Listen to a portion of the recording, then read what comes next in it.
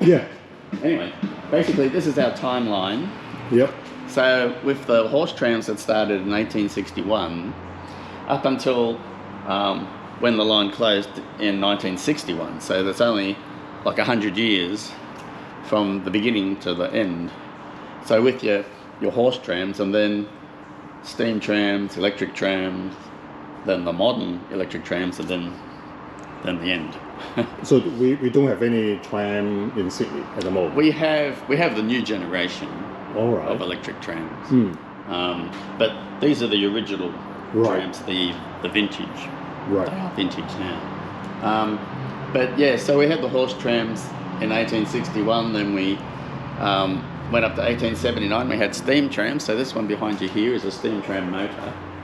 So this is like in the illustration here.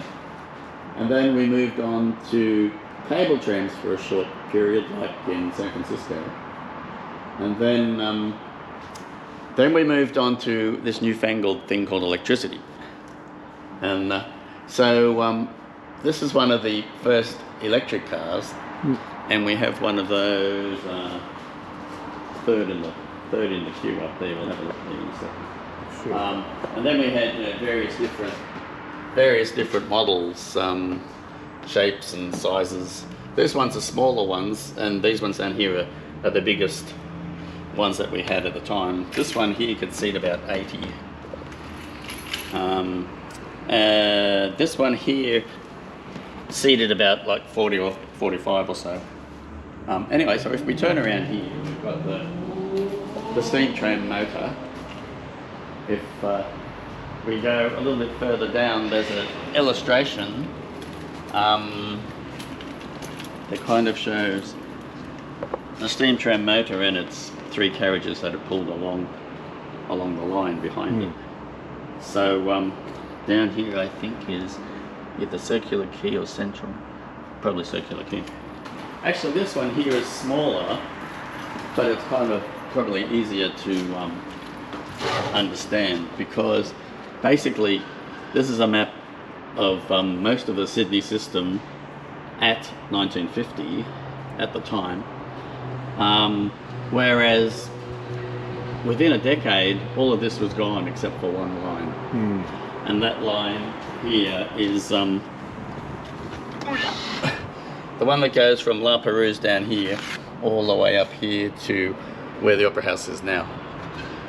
In 1958, when they closed Fort Macquarie Depot, all the trams used to be stabled in some of the inner city depots. But by 1958, most of these lines had closed anyway. And so this one from La Perouse to the city was the last one. That lasted 3 years longer than most of the trams, and then it was closed off in 1961. We've got here, this shows train lines as well as tram lines. So the trams used to go from the city as far up as Ryde. So that's quite a distance over 2 bridges over the Parramatta River. The Granville Bridge and the Iron Cove. Yes. And then we also had trams that went all the way up to somewhere up here in the north, over the Spit Bridge, and then up there to what is up there? Manly Cove. Yeah, and some of them actually went a little bit further up to almost Collaroy. Right. And because there's a depot up there in Brookvale somewhere.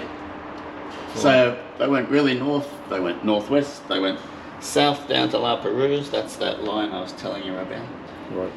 And then there was little isolated lines. This one here was run by steam trams until they had electric trolley buses. Right. And then, so that's an isolated line, never connected to the main line. You could take a train to Cogra and then you could catch the tram, and that would take you down to Sans Souci. Or between Rockdale and Brighton Les Sands there was an isolated line as well. Right. Also over here, it's not shown on the map, but somewhere where Ashfield is, there is a line here that went up through Burwood and then up to more like in Cabarita on Parramatta River. I see. So this was an isolated line as well. This one closed, I think, in 1948. So that was the end of that one. But the trams only went as far out as Ryde, as far west, kind of northwest actually. But they had a small little line here, basically in Parramatta, that went from Parramatta Park through the city, through past Rosehill Racecourse, which is here, and then down here to where the river was deeper, because the river here is pretty shallow. Right. So they used to have a steamer that came up here, and then it would stop there, and then they'd unload and put the stuff on the thing and take it up here. Right. And they used to take passengers all the way to Parramatta Park, but the goods kind of section, it was only from here to here.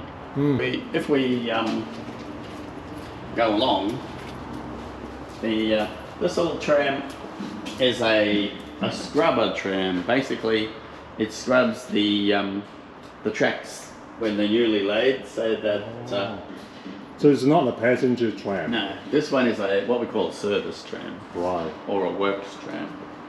So this one, when they have new rails laid, this one comes along and it scrubs the top of the rails. Right. And this one we've used in a few jobs for the Eastern Suburbs Railway when that opened. The Sydney Light Rail when that opened in '97. And the Cronulla duplication when that opened X amount of years ago. Right. This little vehicle here, this is a weed burner. This one, you tow it behind a vehicle like this, and flame comes out of the bottom here and burns the grass off to about this far from the track, so that the grass doesn't grow over the rails. I see. And then the tram's wheels would slip. So that's what this little vehicle was designed for. Now this one is the electric tram, one of the first ones when with the advent of electricity. So this one, number 290, this is what we call a C class. And this one is our oldest tram in our collection. It's 127 years old. And it still operates. Ooh. So we take it out every couple of years or so, but it's pretty, it's not really fragile, but we just don't want to kind of use it too much in case something breaks that we can't fix. So this is a wooden frame, is that right? There is parts of wood on it, and there's also metal as well. I think the side here is just wood, I think. Yeah. Yeah, the combination of wood and metal.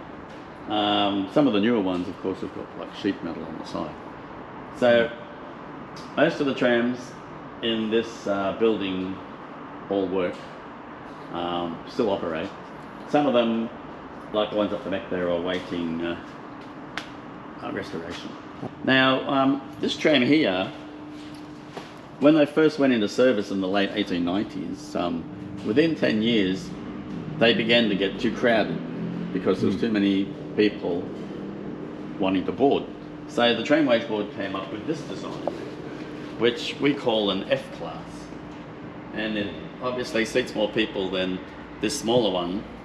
And it has outward facing seats like the cable cars in San Francisco. Wow. So people like this one, because it was longer, you can get more people on, but also it could, it was just more convenient, nice to ride. So, but within a decade of these ones going into service, they became too small as well, too kind of crowded with people. So what they did was reconfigure the body and take all these seats here out and then put the what we call crossbench seats in. So this way the tram went from about 40 to about 70 or 80 seats, so you could get more people on. This little one over here, this is also a service vehicle. This one used to go between the depots. If they needed some heavy equipment, then this one would load them with this little crane, and then they could move it inside the tram, and they take it on the main line and deliver it to the depots. So that's what this one's for. Now, this one behind it, this one is the famous prison tram. So all the school kids, when they come through here, they love to come through here because it's a little bit spooky. But this one was used to ferry passengers to ferry prisoners from the courthouse to the jail at Long Bay. So instead of using a truck, they used a tram because there was a tram siding. Anyway, there was a man, his name was Darcy Dugan, and he was a bit of a small-time criminal, and he was the only one that ever escaped from this tram. This tram is really solid. It's built like Fort Knox, and but he managed to cut a hole in the tram, in the roof of the tram, because the sides of the tram were really strong, but the roof is really thin. So he must have ridden in this tram once before to know that the roof was not as solid as the rest of it. So he stole a bread knife from the kitchen one morning and hid it in his trouser leg, and then when he was en route to the jail, he got out his bread knife and cut a hole in the roof. So the newspapers made a big deal out of it. Prisoner cuts way out of jail tram, and that was the hole. The hole was repaired before the tram was taken out of service, and the museum was lucky that we managed to obtain the tram because it was on the scrap heap when it was going to be destroyed. So we were lucky that we managed to get the tram, and then we've transferred it back out to the museum. We've had it here. Yeah, this is a one-of-a-kind tram. I don't know that there's any or many cities in the world that ever had like a prison tram to transfer their prisoners from jails to courthouses and vice versa. If you come inside, we've got a little recreation of Mr. Dugan cutting his way up. You can see the cells and see how solid they are. But if you tap on the roof, it sounds very thin, doesn't it? Yeah. So yeah, you can hear. Yeah. So Mr. Dugan, he was a bit of an escapologist. So he knew this, so he thought, well, I can easily cut my way out of this. And so Mr. Dugan, again, he lived until he was 71, but he spent 43 of those years in and out of jail. So 3/4 of his life he spent in and out of jail. Anyways, so here's our little recreation of Mr. Dugan cutting his way out through the roof with his bread knife. Right. And there's his mate William Mears was sitting in the cell, probably looking out for the guards. Right. So all the school kids like this one because it's a little bit spooky. If we didn't have these lights in here, it'd be very dark. O-Class. This is the one that did all the heavy lifting for all the passengers in Sydney. There were 626 of these ones made, and they were used on all the peak hour, and if there was the Easter show or the cricket or the races or something, they'd use these ones. They would use about 300 of these coupled together and taken to the races or the Easter show when there was big crowds to be moved, and they would clear out the crowds there in about 45 minutes. The Tramways Board used to sell tram bodies to people who wanted a little shed or cubby house in their backyard, and so the man bought this tram for about £5, and he put it in his backyard, And when you take all the tram bits off it, it's really quite big inside, without the seats. And so they, the man had it in his backyard for about 50 or 60 years, and all these kids and grandkids knew it as Grandpa's shed, little tram shed. He was a woodworker, so he had a lot of carpentry and woodworking and stuff. Anyways, when the man passed away in the early 90s, the Tram Museum was contacted by his family that said that their father wanted to donate his little tram shed to the museum with the hope of maybe one day being turned back into an operating tram again. So it took us about, I think, 15 odd years, but we finally had the chance to get it restored into an operating vehicle again. So that's the story of a little tram who spent 2/3 of its life as a shed in the backyard of a man's house before it became a tram again. That's one of the aims of the museum, to restore old trams for posterity so that younger generation can look at the... Again, this one used to do like short routes with short number of passengers, and this one used to meet the ferries on the lower North Shore.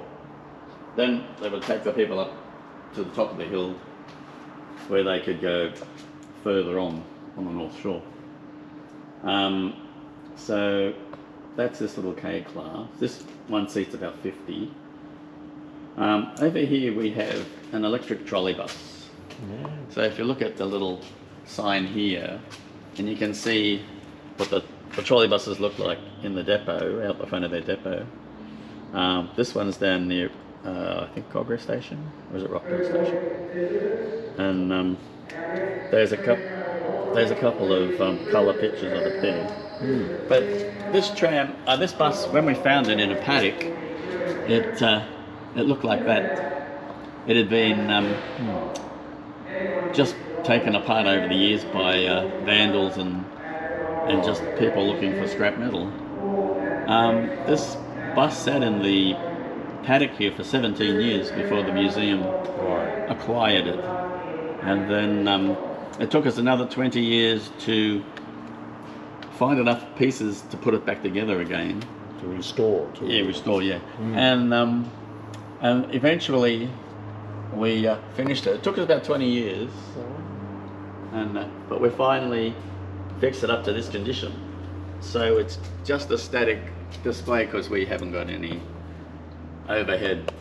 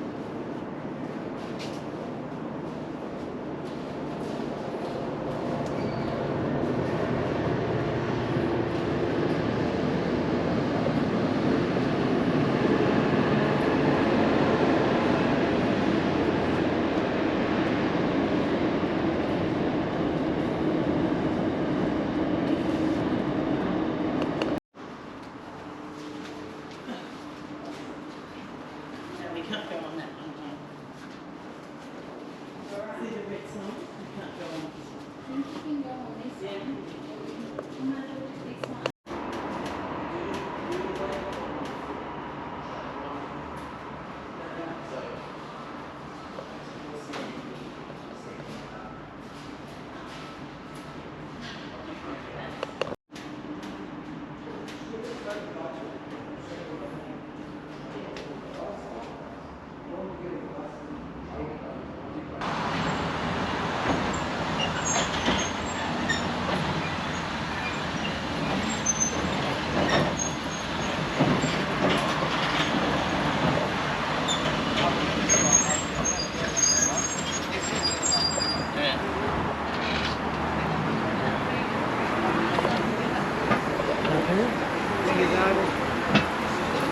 Terry.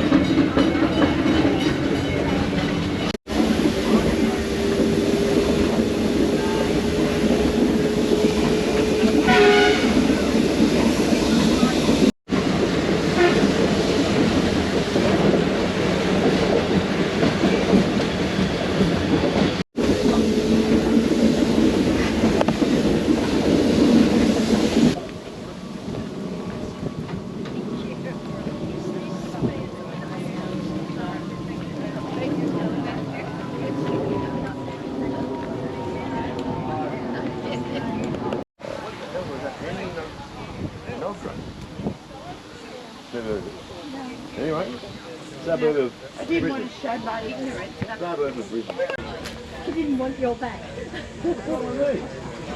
A piece of leather that the person... That's not that one.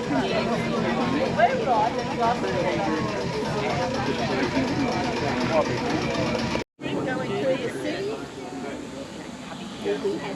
Oh, the drive down. Yeah, to go through the city. It's called Paddington, Right. and it burnt a lot of trams. And anyway, they weren't going to keep running trams, but they needed something that just tied them over. You know, like the fire came unexpectedly. So they went into the wreckage of the depot and they salvaged some parts. And they built 6 trams out of parts of trams that had been destroyed. And so in Greek mythology, there is a story about Phoenix that rises from the ashes. So they call these the Phoenix trams. Did they just say that to you?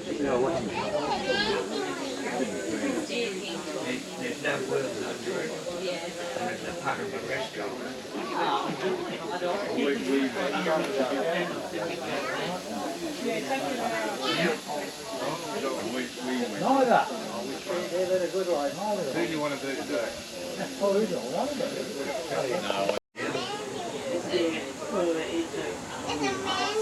I do a lot of that, unfortunately. Even like no reflection on anybody. People I know terribly well. No, you're going in there, Just down there, the signal box there, go up the ramp to the station. That's all it.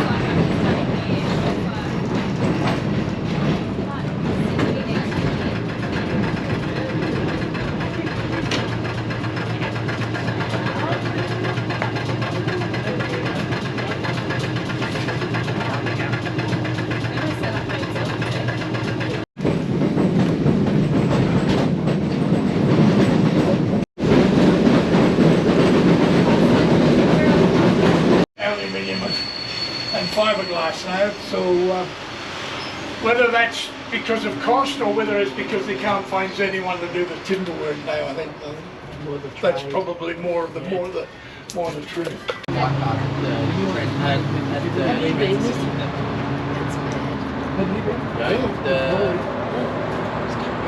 Trains are at Sydney.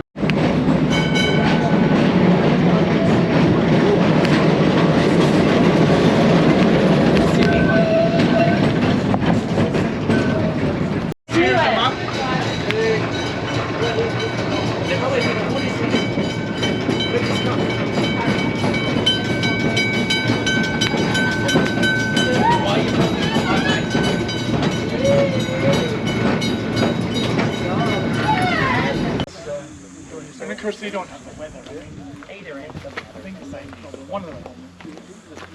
Well, yeah, especially there's no barriers either. Hang on. No. But there was that truck there. That No, I just mean, came across. I use the It's a giveaway, yeah, to back light up. rail Over there game with the water can tower. be a bit dangerous.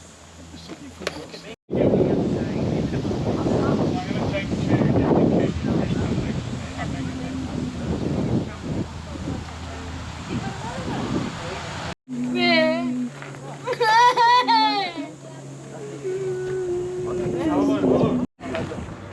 As long as you don't offer it. I'll do it from the window. and stop right there. So